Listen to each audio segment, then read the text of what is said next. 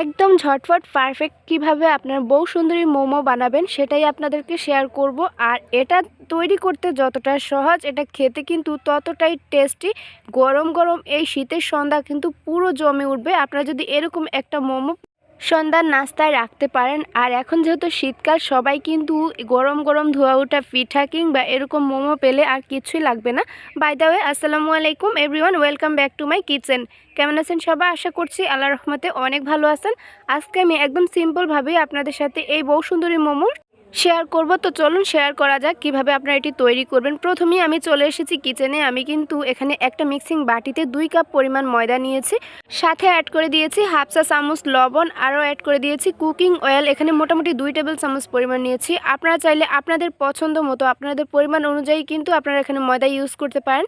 এরপর কিন্তু আমি ভালো করে মিক্স করে নিয়েছি। এবার নর্মাল পানি দিয়ে একটা সফট ডো তৈরি করে নিব। অবশ্যই কিন্তু এই ডোটা একটু সফট থাকতে হবে। এখানে আমি 1 কাপ পরিমাণ পানি নিয়েছিলাম, আমার সম্পূর্ণ পানিটা লাগেনি। তো অবশ্যই কিন্তু অল্প অল্প করে দিয়ে এরকম একটা ডো তৈরি করে নেবেন। দেখতেই পাচ্ছেন আমি একটা ডো তৈরি করে নিয়েছি, একদমই সফট আছে। এরপর আমি এটা 2টি ভাগে ভাগ করে নিচ্ছি। একটা ভাগ কিন্তু আমি এভাবেই রেখে দিব, আরও একটা ভাগে কিন্তু আমি এখানে রেড ফুড কালার ব্যবহার করছি। আমি যেহেতু এখানে বউ সুন্দরী মোমো বানাবো, আর এখন এই মোমোটা দেখছি অনেকেই তৈরি করছে, তো আমি আমার মতোই করে তৈরি করে নিলাম। দেখতে পাচ্ছেন আমি কিন্তু রেড ফুড কালারটা ভালো করে মিক্স করে নিয়েছি। আর এটা এভাবে আমি 10 মিনিট রেখে দিব। তার আগে কিন্তু আমি উপরে সামান্য কুকিং অয়েল ব্রাশ করে দিয়েছি যাতে এটা একটু সফট থাকে। তো এদিকে কিন্তু আমি আবারও চলে এসেছি, একটা ব্লেন্ডার জার নিয়েছি আর এখানে 1 কাপ পরিমাণ চিকেন নিয়েছি। দেখতে পাচ্ছেন চিকেন ব্রেস্ট নিয়েছি। এখন আমি এখানে কতগুলো ইনগ্রেডিয়েন্টস অ্যাড করে দিচ্ছি। তো এখানে আমি কাঁচামরিচ দিয়েছি 3টি, আর এখানে আমি কতগুলো ধনিয়া পাতা অ্যাড করে দিচ্ছি। আর এগুলো কিন্তু ভালো করে একটা পেস্ট করে নিব, মানে কিমা করে নিব। তার সাথে আমি এখানে ছোট্ট সাইজের একটা পেঁয়াজও দিয়েছি। আপনারা চাইলে পেঁয়াজটা কিমা করতে পারেন।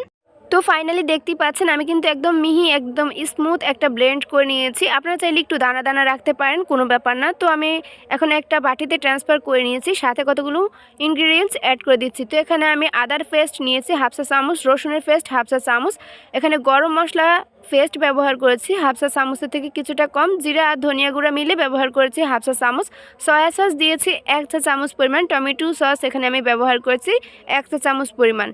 আরও অ্যাড করে দিয়েছি এখানে 1 চিমটির বেশি পরিমাণ হবে লবণ। লবণটা কিন্তু অবশ্যই চেক করে দিবেন, যেহেতু এখানে সয়া সস আছে আর সয়া সসেও কিন্তু প্রচুর পরিমাণ লবণ থাকে। আরও অ্যাড করে দিয়েছি এখানে 2 চা চামচ পরিমাণ লেমন জুস, অবশ্যই কিন্তু এটা মোস্ট ইম্পর্টেন্ট। সাথে আমি 1 চা চামচের মতো এখানে কুকিং অয়েল অ্যাড করে দিয়েছি। এখন এই সবগুলো উপকরণ একবার ভালো করে মিক্স করে নিচ্ছি। তো মিক্স করা হয়ে গিয়েছে। আবার আমি চলে এসেছি কিন্তু কিচেনে। দেখতে পাচ্ছেন আমি যে ব্যাটার তৈরি করে রেখেছিলাম সেটা আমি নিয়ে নিয়েছি। আর এখন আমি এগুলো আরও একবার ভালো করে মথে নিয়েছি। এবার আমি ছোট ছোট করে লিচি কেটে নিচ্ছি। আমি কিন্তু এগুলো রুটি বেলে নিব। একটা বড় সাইজের লিচি থেকে কিন্তু এখানে 3টি করে লিচি কেটে নিয়েছি। দেখতেই পাচ্ছেন আমি এখানে 2 কাপ ময়দা ইউজ করেছি, আর 2 কাপ থেকে কিন্তু এখানে 6টি লিচি হয়েছে। এরপর আমরা নর্মালি যেরকম রুটি তৈরি করি সেভাবেই কিন্তু আমি রুটিগুলো বেলে নিচ্ছি। আর আমরা নর্মালি যে রুটি তৈরি করি সেটা কিন্তু একটু ভারী হয়, এটা কিন্তু আমাদের রুটির থেকেও একটু পাতলা হবে। আপনাদের সাথে কথা বলতে বলতে আমি রুটি বেলে নিয়েছি, এখন দেখতে পাচ্ছেন কতটা পাতলা আছে। আর এখন আমি এরকম একটা বয়মের ক্যাপ নিয়েছি, আর এই দিয়ে কিন্তু আমি ছোট ছোট করে রুটিগুলো কেটে নিচ্ছি। আপনারা ভিডিওটা একটু খেয়াল করলেই বুঝতে পারবেন আমি কিভাবে কাজটি করছি। আপনারা চাইলে এগুলো ছোট ছোট রুটি তৈরি করে নিতে পারেন, আমার কাছে এটা ইজি মনে হচ্ছে তাই আমি এই স্টেপটি ফলো করেছি। এরপর কিন্তু আমি একইভাবে আরও রুটি বেলে নিচ্ছি, যেটা আমি হোয়াইট রেখেছিলাম সেটাও কিন্তু আমি একইভাবে বেলে নিচ্ছি। অবশ্যই কিন্তু রুটি বেলার আগে সামান্য ময়দা ডাস্ট করে নিতে হবে, তাহলে কিন্তু এটা বেলানিতে লেগে যাওয়ার সম্ভাবনা থাকতে পারে।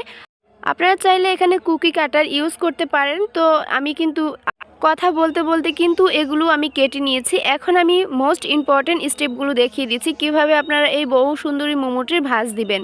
প্রথমেই কিন্তু আমি একটা সাদা রুটি নিয়েছি, এরপর কিন্তু আমি একটা রেড কালার রুটি দিয়েছি, আর এইভাবেই কিন্তু আমি এক এক করে রুটিগুলো সাজিয়ে নিয়েছি। এখন আমি দিয়ে দিচ্ছি আগে থেকে যে পুরটা আমি রেডি করে রেখেছিলাম সেটা। আর এটা কিন্তু চামচের সাহায্যে একটু ধৈর্য সহকারে আস্তে আস্তে দিতে হবে। এরপর দেখতেই পাচ্ছেন আমি যে রুটিগুলো বিছিয়ে রেখেছিলাম সেটা কিন্তু একটা সাইড থেকে টেনে এনে অন্য সাইডে সিল করে দিয়েছি। তো সিল করা হয়ে গিয়েছে। এখন আমি রোলের মতো করে পেঁচিয়ে নিচ্ছি। আর কিভাবে আমি কাজটি করলাম খুব ইজিলি আপনাদেরকে দেখিয়ে দিয়েছি। এখন আমি হাতে সামান্য পানি দিয়ে এবার আমি মুখটা সিল করে দিয়েছি যাতে এটা খুলে না যায়। এরপর কিন্তু আমি পাপড়িগুলো একটু চ্যাপ্টা করে দিয়েছি, দেখতেই পাচ্ছেন নিচের সাইডটা কেমন আছে। ফাইনালি আমি একটা মোমো তৈরি করে নিয়েছি। আবারও আপনাদের বোঝানোর সুবিধার্থে আমি আরও একটা দেখিয়ে দিচ্ছি। প্রথমেই কিন্তু আমি একটা একটা করে রুটি দিয়ে দিয়েছি, এরপর কিন্তু আমি পুরটা ব্যবহার করেছি আর একটা সাইড থেকে টেনে এনে এটা সিল করে দিচ্ছি অপর সাইডে। এরপর কিন্তু আমি রোলের মতো করে গোল করে পেঁচিয়ে নিচ্ছি, আর এভাবেই কিন্তু আপনারা সবগুলো মোমো তৈরি করে নেবেন। আপনারা যদি বুঝতে সুবিধা হয় একটু ভালো করে ভিডিওটা খেয়াল করবেন, তাহলেই দেখতে পাবেন আমি কিভাবে কাজটি করেছি। এভাবেই কিন্তু আমি সবগুলো মোমো তৈরি করে নিয়েছি। বিশ্বাস করতে পারবেন না, এগুলো দেখতে যে কতটা কিউট লাগছে আমার কাছে কিন্তু অনেক ভালো লেগেছিল। এগুলো দেখতে আমার ইচ্ছে করছিল এগুলো আমি সুকেসে সাজিয়ে রাখি, এমনই সুন্দর লাগছিল আমার কাছে। আসলে সত্যি কথা বলতে যখন আমরা একটা রান্না ট্রাই করি তখন যদি সেটা পারফেক্ট হয়, নিজের মনের মতো সুন্দর হয়, তাহলে কিন্তু যে কোনো কিছুই ভালো লাগে। তো ফাইনালি দেখতে পাচ্ছেন আমি কতগুলো মোমো তৈরি করে নিয়েছি। এখন আমি এগুলো একটা স্ট্রেনার নিয়ে নিয়েছি, আর স্ট্রেনারে সামান্য অয়েল ব্রাশ করে দিচ্ছি যাতে এগুলো খুব দ্রুত খুলে যায়। এমনিতেও লেগে থাকে না, তবুও আমি তেল ব্রাশ করে দিই। এরপর কিন্তু আমি এক এক করে স্টিম করার জন্য এই মোমোগুলো এখানে দিয়ে দিচ্ছি। আপনাদের কাছে এরকম স্টিমার না থাকলে আপনারা চাইলে কিন্তু জালি কিংবা অন্যান্য যে পাতলা সুতি কাপড় আছে সেগুলো দিয়ে স্টিম করে নিতে পারেন। ফাইনালি কিন্তু আমি আগে থেকে চুলায় গরম পানি বসিয়ে দিয়েছিলাম, এখন আমি স্টিমারটা দিয়ে দিয়েছি আর এটা আমি ঢেকে মোটামুটি 15 থেকে 20 মিনিটের মতো স্টিম করে নেব। ফিরে আসলাম প্রায় আমি 20 মিনিট পর, দেখতেই পাচ্ছেন আমার এটা কিন্তু অলরেডি হয়ে গিয়েছে। চুলা থেকে আমি নামিয়ে নিয়েছি। এখন আমি একটা সস রেডি করে নিব এই মোমোর জন্য। প্রথমেই কিন্তু আমি এখানে 1 টেবিল চামচ পরিমাণ তেল ব্যবহার করেছি, আর এখানে সামান্য রসুন কুচি ব্যবহার করেছি। সাথে কিন্তু আমি এখানে 2 চা চামচ পরিমাণ সয়া সস এবং 1 টেবিল চামচ পরিমাণ টমেটো সস অ্যাড করে দিয়েছি, আর সামান্য পানি দিয়ে এটা একবার ফুটিয়ে নিয়েছি। তো ফাইনালি কিন্তু আমার সসটা রেডি হয়ে গিয়েছে। এখন আমি এগুলো চুলা থেকে নামিয়ে এবার আমি পরিবেশন করব, আর অবশ্যই কিন্তু এটা গরম গরম পরিবেশন করবেন, তাহলে কিন্তু এটার ভালো একটা টেস্ট আসবে।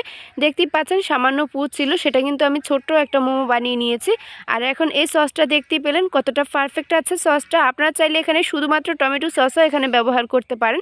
এভাবে সসটি তৈরি করলে কিন্তু রসুনের সুন্দর একটা ফ্লেভার আসে, আর এটা কিন্তু মোমোর জন্য অনেক পারফেক্ট একটা ফ্লেভার। তো এখন একটা মোমো আপনাদের সাথে ভেঙে শেয়ার করছি। এটার ভিতরটা দেখতে পাচ্ছেন পুরে কতটা ভরপুর আছে। নর্মালি কিন্তু বাজারে আমরা যে মোমোগুলো খাই সেটাতে কিন্তু এতটা চিকেনের পুর থাকে না। আমরা যেহেতু বাসায় তৈরি করেছি সেজন্য আমি কিন্তু ভরে ভরে এখানে পুর ইউজ করেছি। আর দেখতেই পাচ্ছেন কতটা পারফেক্টলি ভাবে এটা সেদ্ধ হয়ে গিয়েছে এটার ভিতরটা। আর এই সসটা দিয়ে খেতে কিন্তু অনেক বেশি ভালো লাগে। আপনারা একবার বাসায় ট্রাই করে দেখতে পারেন। আমার পেজে যদি নতুন হয়ে থাকেন অবশ্যই কিন্তু পেজটি ফলো দিয়ে রাখবেন। ইউটিউব থেকে দেখে থাকলে অবশ্যই চ্যানেলটি সাবস্ক্রাইব করার অনুরোধ রইল।